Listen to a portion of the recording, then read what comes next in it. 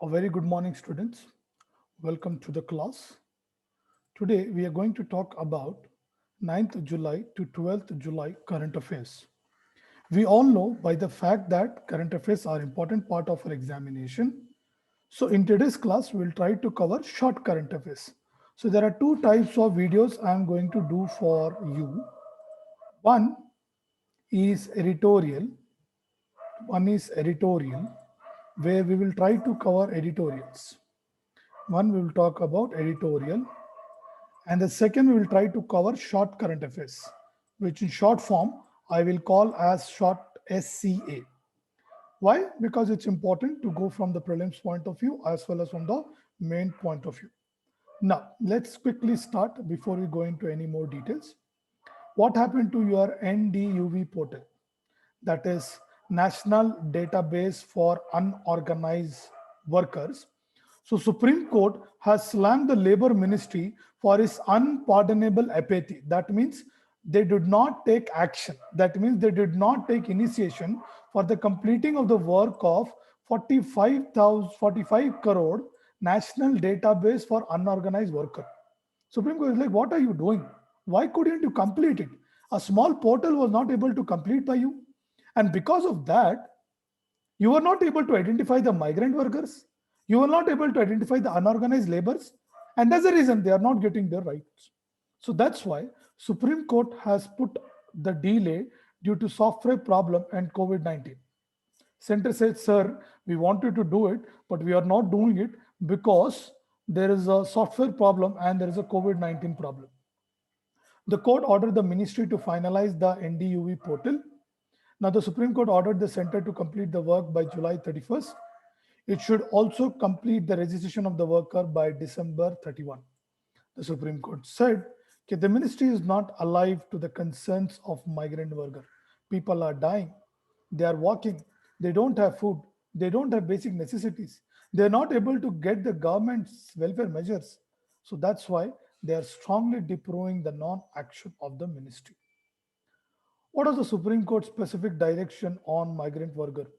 The Supreme Court bench directed the state and the union territories to register establishment and license contractor under Interstate Migrant Workmen Act 1979. They should also ensure that they be provided with the name of the authorities, complete detail of the workers employed with them. The court said first and second wave of pandemic, migrant workers had been exposed to lot of financial and different types of hardships. So they had very limited access to the welfare resources. So that's why it is your duty to basically provide them those welfare measure by developing such kind of portal. They have been badly affected by economic recession, and the Supreme Court said that please determine the beneficiaries under National Food Security Act and under One Nation, One Ration card and give them their benefits. Got the idea? So keyword Supreme Court, National, National, quickly, database, sorry, even I forgot, National Database for Unorganized Worker, Center, and One Nation, One Ration card. Great. Moving on. Israel opens its embassy in UAE. Israel inaugurated the country embassy in United Arab Emirates. It is a subsequent to the Abraham Accord brought together by shared worries about Iran and the commercial boons. The UAE and the Bahrain has normalized relationship with Israel last year under the so-called accord called Abraham Accord. Why? Because these countries follow Abrahamic religion. That's why they gave the name Abraham Accord. Sudan and Morocco have also cultivated Israeli ties. Before, the ties between Israel and these Arab countries were not good. But now they are trying to build upon the ties because of the common enemy, that is Iran, point number one. And second thing, to reap the economic benefits. Next topic. The draft new cinematograph amendment bill is in the controversy. Why is it in the controversy? because it has a provision that allow government to order recertification of the film already certified by Central Board of Film Certification. So cinemas think that this is an extra burden, extra regulation, and this is also infringing on the rights of their art and their cinema. What is the problem? In April, the government took the ordinance route to scrap the Film Certificate Appellate Tribunal, which was a statutory body set up to hear any appeals of the filmmaker against the direction of the CBFC. If the Central Board of Film Certification bans a certain film, then the director could have gone to Film Certification Appellate Tribunal. FCAT heard appeals filed under Section 5C of Cinematograph Act from those were retrieved aggrieved by the decision of the CBFC. Now the filmmakers have approached the High Court, and if they are not happy with the decision of the CBFC, that's one problem. One more layer of censorship, that's another problem.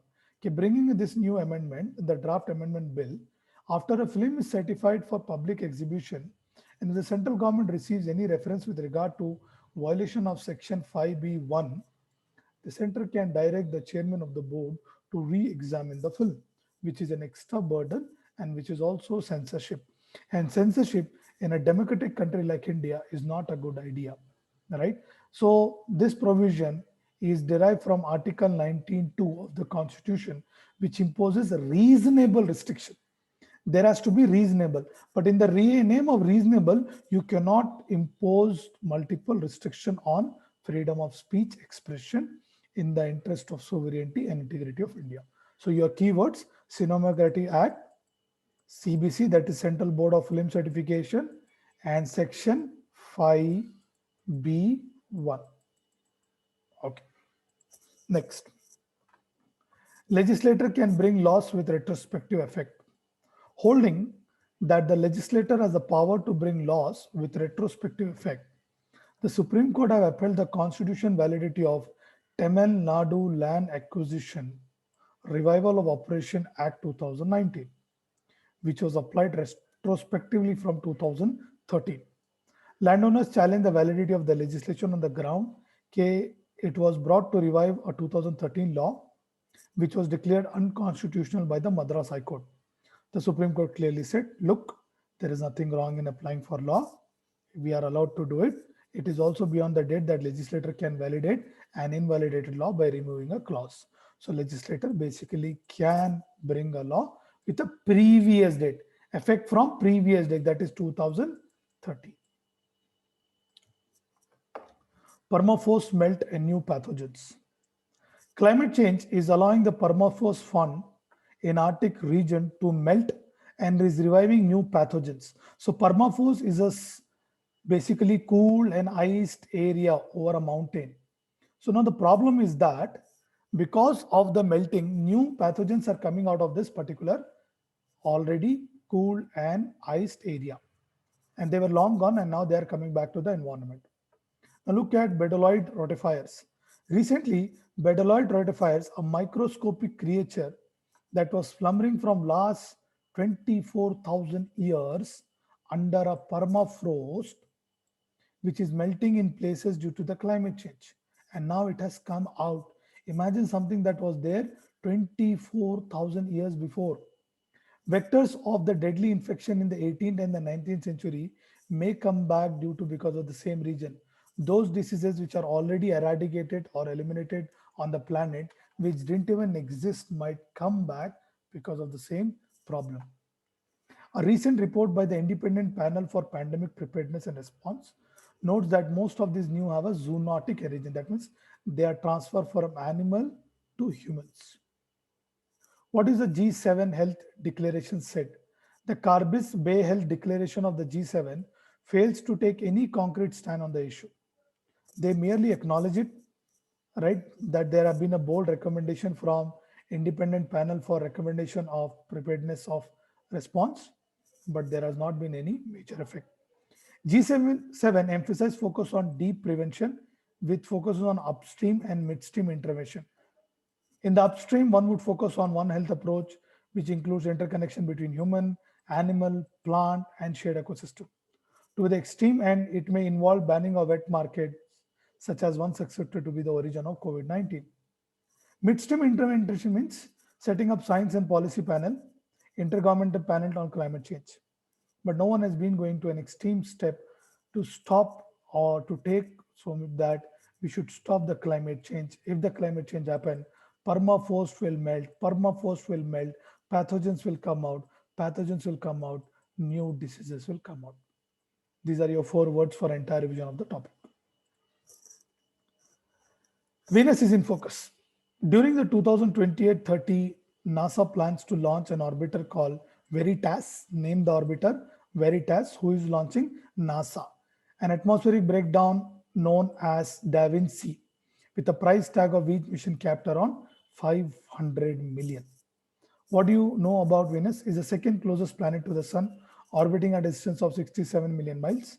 Thick atmosphere traps heat, creating a greenhouse effect, which is going now Earth is going through it. The surface of the Venus is dominated by volcanic features and has more volcanoes than any other volcano in the solar system. Venus is refers to as Earth's twin because of both planets almost alike in size, mass, density, and gravity. Why is the unit short? Why suddenly Venus? There should be a reason, right? Scientists think that Venus was once balmy temperatural world with oceans, rivers, and streams. As per research, it was found that the Venus was habitable for life for several billion years until greenhouse took hold 700 million ago. You understand where are we heading? If we don't stop our greenhouse effect, then tomorrow the next generation from some other planet will also study about Earth in the same fashion.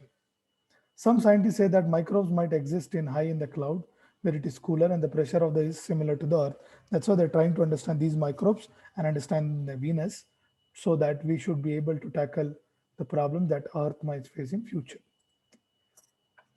A small graph just for the sake of prelims. Look at India at 70 CR and China at 100 CR. This is our population pyramid, right? This is India at 139 now and China at 144. This is our population pyramid. This is their population pyramid. What do you understand? It was good. It was good. But right now, what is happening? The dependence population is increasing, and the new population is sorry. The demographic dividend is high.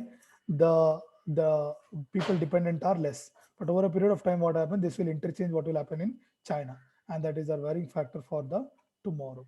Okay. So we are done with the class. We will cover editorial in the next video. Please stay tuned. Goodbye. Take care. Bye bye.